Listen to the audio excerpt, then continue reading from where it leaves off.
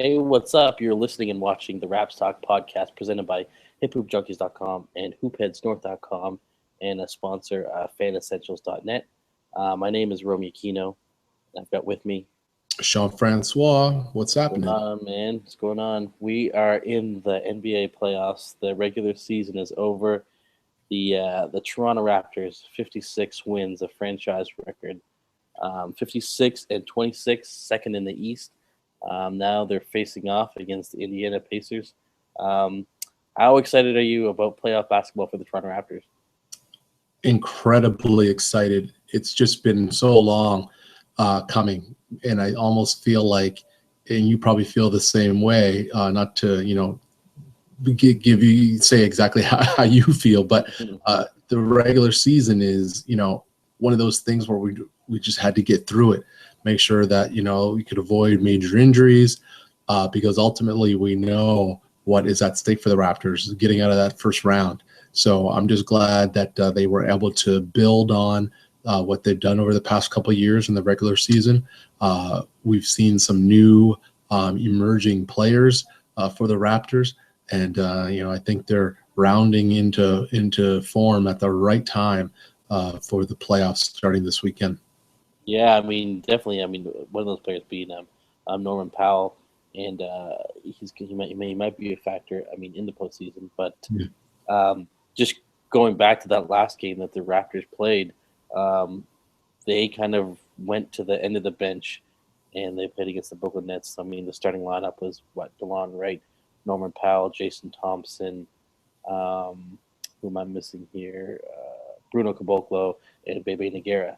So all those guys got the start. So it was kind of the main guys got to rest, and these guys got to kind of showcase their abilities. And Norman Powell, I mean, he continues to impress. I mean, at the right time, like you were saying, a career high 30 points. It's just nice to see some of this young talent kind of flourish.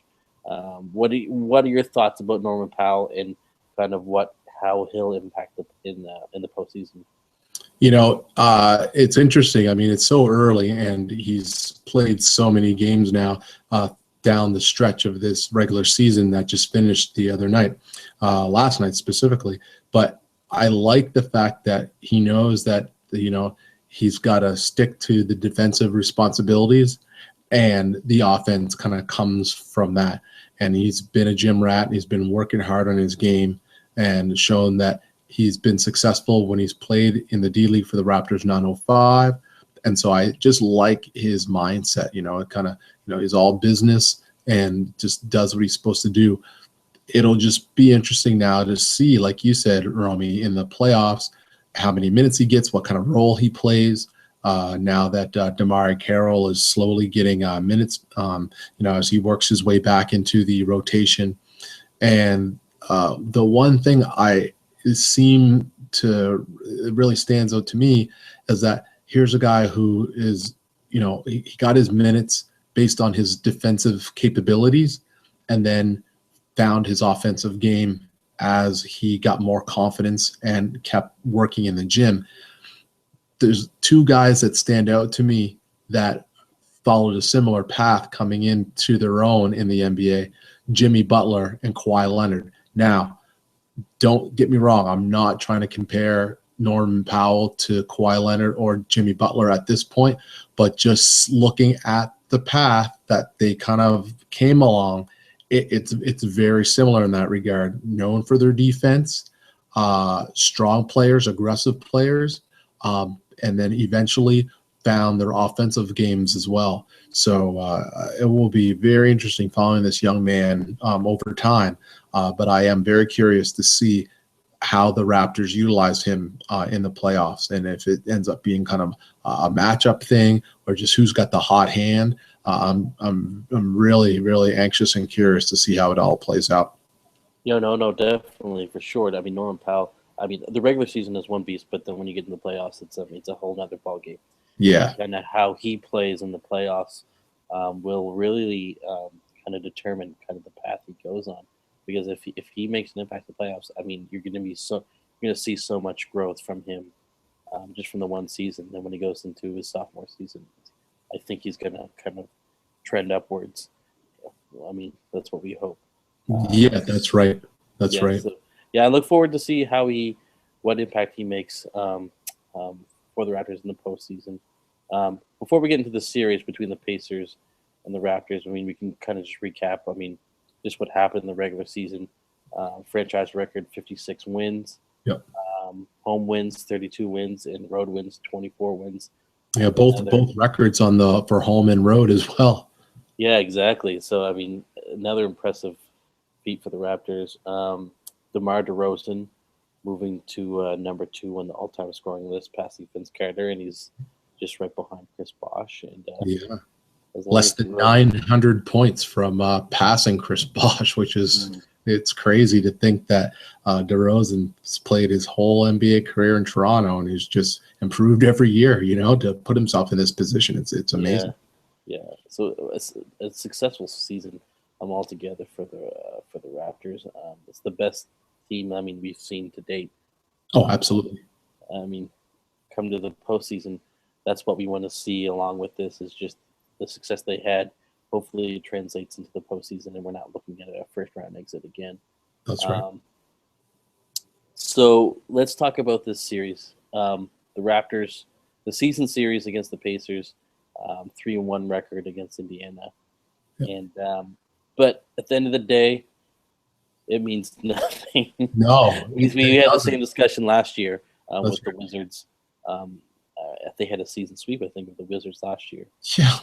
So and then the Wizards flipped the script on them in the playoffs. So I mean, it's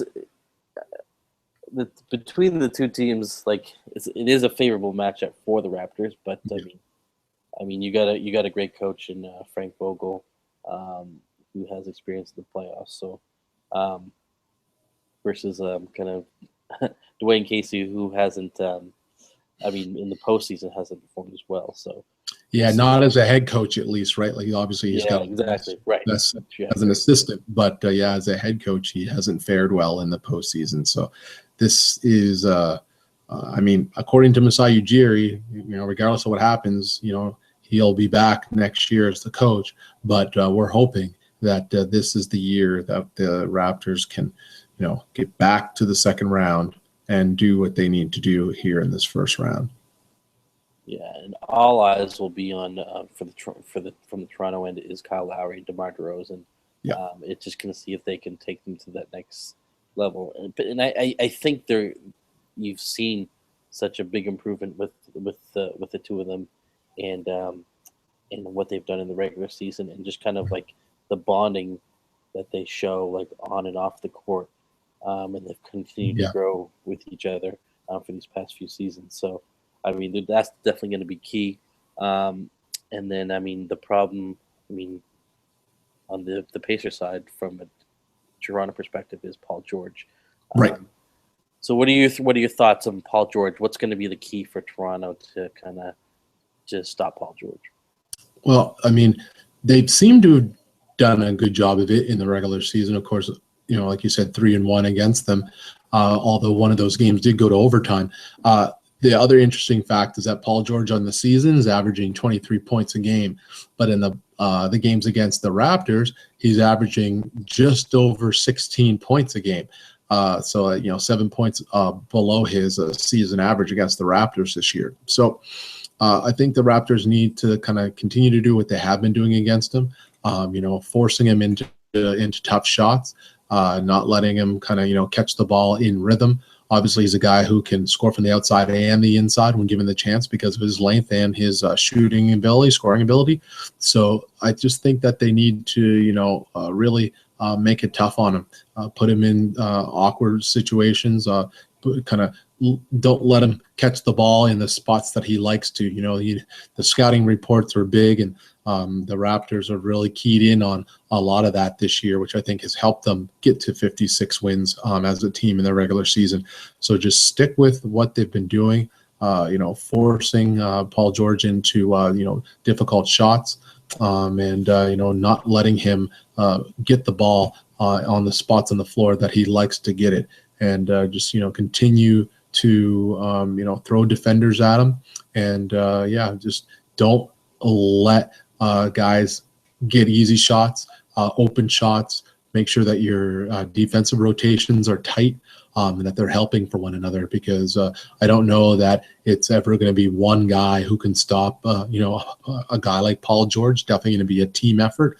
But if they focus on the task at hand and continue to do the things that they did in the regular season, which made them successful in their games against the Pacers, they'll give themselves a chance. Obviously, the games are going to slow down in the playoffs too, right? Like you get into those half-court sets, it's a slower pace, a little bit more of a grind.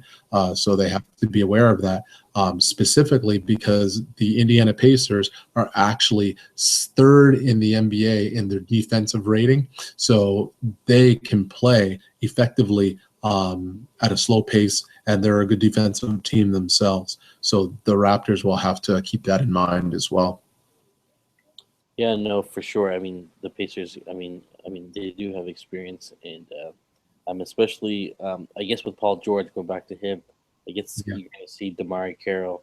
I guess he'll be the matchup for Paul George, and I mean, obviously, DeMar Carroll is known for his defense, so hopefully, he can keep him in check.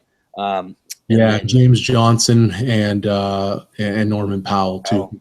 Yeah. I know that DeMar Carroll's still going to be on a bit of minutes limitation. I know they said that they would probably take that off come postseason. I just don't know that they're quite ready to do that. So it'll be a kind of a three-headed monster, I think, to throw at Paul George early on in the series at least. Mm-hmm. Yeah, no, for sure. I mean, and they also got kind of an X factor in Monte Ellis on the Pacers too, who can. I mean, obviously, everybody's familiar with Monte Ellis. He's a streaky shooter, but I mean, when he gets hot, and he can be a difference maker. So I mean, that's another factor that the Raptors will have to look to stopping. And then Jonas Valanciunas. I mean, I think we've kind of the usage of Jonas Valanciunas. I mean, the past two seasons has always been questions, but I think what they've done this year, I think they're using him correctly, and I think hopefully as long as Lowry and DeRozan are doing the thing, and then if JV can get involved, I'm hoping that this is going to be a good first round series for the Raptors. Yeah, if they can go to him early, get the big man comfortable. Let him feel the ball. Let him get some shots. Let him work in the post, and it seems to get him going, and seems to make him a little bit more active on both ends of the floor. So yeah, you're 100% right. They get the big man going early, and DeMar and Kyle are always able to find their shot and get their shot. So I think if they can distribute the ball early, get some of the other guys involved, I think that will bode well for the Raptors through the course of the games. Yeah, definitely. DeMar DeRozan, another thing that I know that they'll be focusing on the Pacers will be whether I know DeMar DeRozan, his bread and butter is getting to the line, back in the basket. It'll be interesting to see how Indiana kind of uses that to their advantage, and maybe not letting him get to the line as much as he has been in the regular season. Yeah, that will be, and a lot of that will come down to the referees. Not to say that we're pinning our hopes on what the referees do, but of course, depending on how many times you get to the line, kind of falls in play with what kind of calls are you getting. Are you being aggressive? Are you forcing the Pacers to really go at you? And are the refs making those calls? So it will be very interesting. That said, to your point too, Romy, is that DeMar is like third in the NBA in free throws attempted this regular season. So I think that, and I think he's third for both makes and attempts. So he's got a reputation in the league for a guy that does get to the free throw line. And hopefully that will bode well for him this postseason. Yeah, definitely. I mean, that's the thing. I mean, DeMar, and Lowry are going to have to lead this team and get it done both offensively, defensively. But after that, I mean, it's up to the bench. And then, I mean, one guy that we were kind of disappointed with in the postseason last year is Terrence Ross. Yeah. So I mean, I guess he's moved to a bench role. And he's flourished in that bench role this season. Now it's the test again to see if he can be an impact player off the bench in the postseason. What are your thoughts on Terrence Ross? I like what he's done the past several weeks. He seems to be comfortable in that role coming off the bench. He had his first double-double of the season last night with all the main starters sitting out, of course, for rest. But I believe 24 points and 10 rebounds last night. So that was great to see in a reserve role.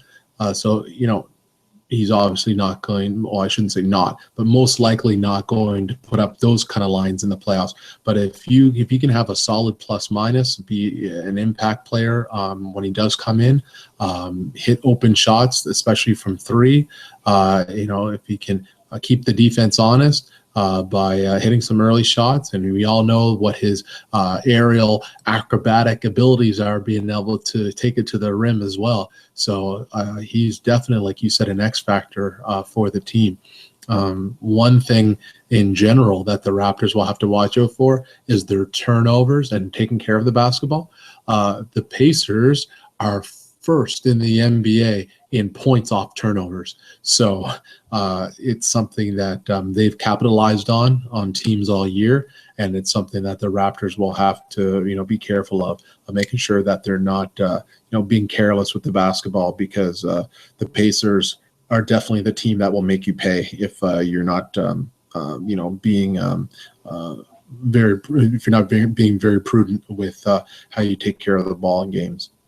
Yeah, no, definitely. That's a good stat to know. So, I mean, the Raptors they've had some additions to this roster that I mean, obviously with Court Joseph has lots of playoff experience with the Spurs.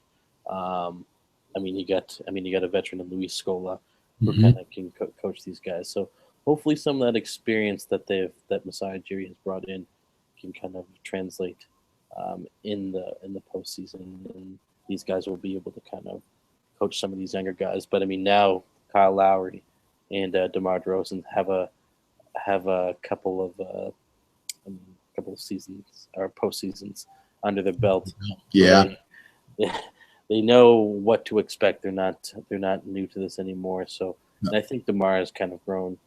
You've seen his game grow every year, and he's kind of matured into like an all-star player. So. Most definitely. I think we'll see a difference in his performance as well this year.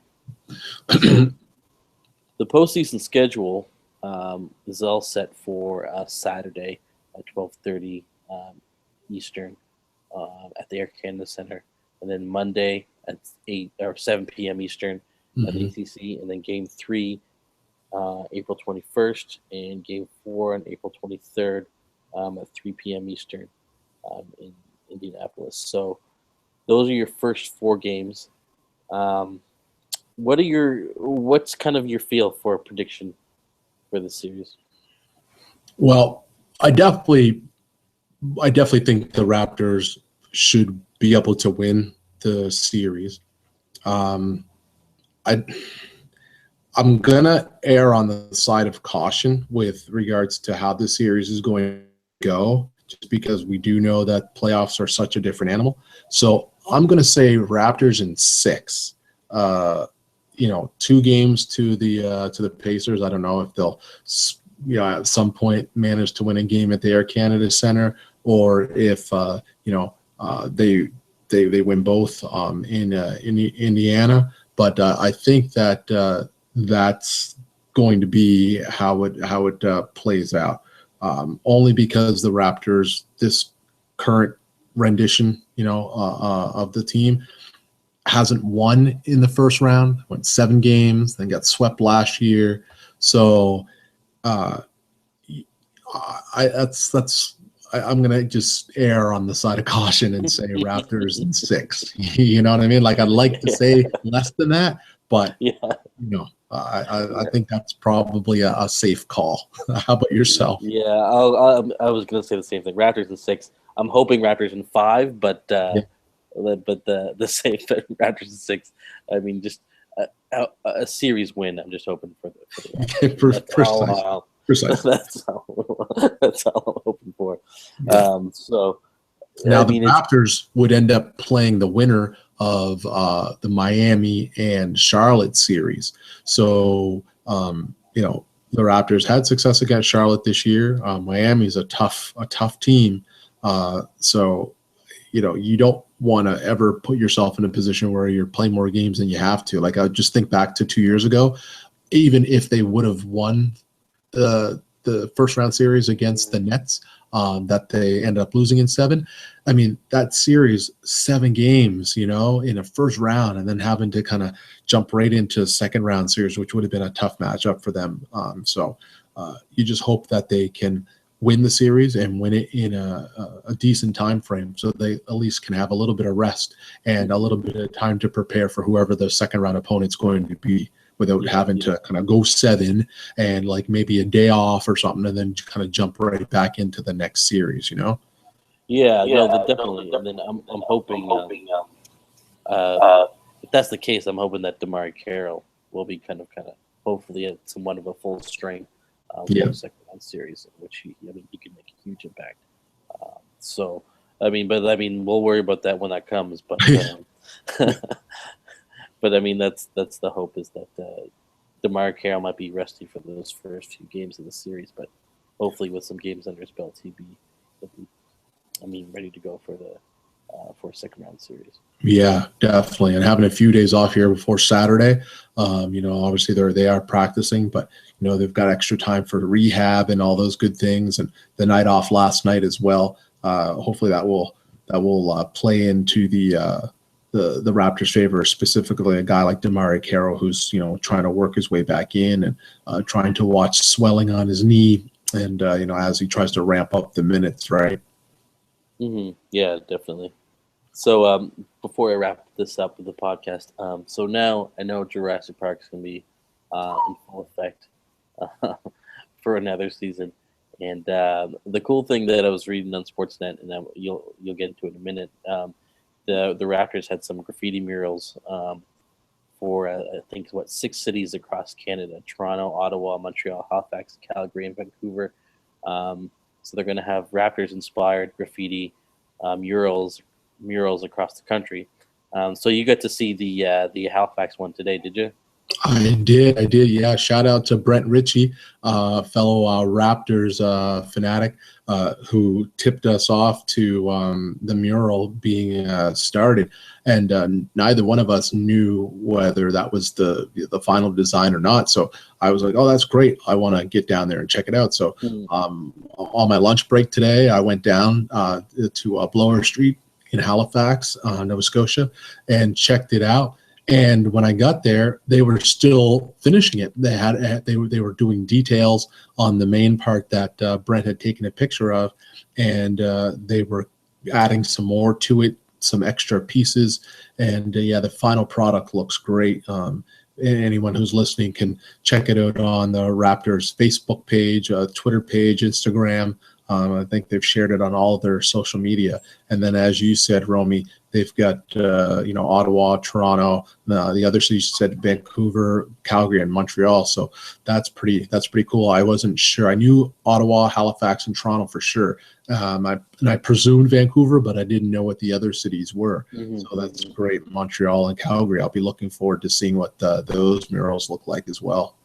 Yeah, it's pretty cool that the Raptors kind of organize that. And it was great. It was great. I ended up getting my photo taken in front of it, and ended up having to I gave them my Hoopheads North business card because one of the guys who was there as a part of the team who were creating the mural, they were obviously filming the progress of it and taking photos of it, but because I showed up with my We the North hat and they wanted to get me in a couple shots. So they took a couple quick videos and a couple photos. So we'll see if I end up in any of the promotional cool. that they're doing. We'll see. I just happened to be there at the right place, right time, so to speak. Yeah. We'll see if I'm doing any of that. So just curious, on blowers, is it in view of you drive by, or is it kind of like in an alley type of thing? Right. So I originally thought it was an alley, but I think it was just because it was dark and early when Brad had taken the picture. So when I got there, it's just if you start at the top of Pizza Corner, like looking down from like where Sicilian is, it's on the left-hand side, same side of the street as Sicilian, but the next block down. Closer to Barrington Street than it is Argyle. Well, I guess it's right in between Argyle and Barrington Street on the left-hand side going down. Oh, okay, like Burrito Jack's. Yeah, exactly. Right next to Burrito Jack's. It's on there. There's a huge space there, and it's on the first building on the wall. Yeah. And that's cool. No, I think it's cool, and I think the following for the Raptors, Canada has just come. I know it's grown. It's blowing up, right? It's just blowing up. Like, when I see just everybody follows the Raptors now. It's Facebook feed and everything, and now that even the Sports Fanatic store at the mall, which never carries any NBA gear, you finally have Raptor stuff now. It's some Raptor stuff. Wow! They even jumped on the bandwagon, did they? Because they were almost always an NFL and NHL. They never really did it much NBA, limited stuff, but that's good. That's good. Yeah, no, it's a step. It's a step in the right direction. Yeah, better late than never, as they say. So that's it for the podcast. Stay tuned to the Rap Stock podcast. We're gonna do a post game podcast for each of the games in the playoffs. So stay tuned to the blogs, hoopheadsnorth.com and hiphoopjunkies.com. This is episode 85.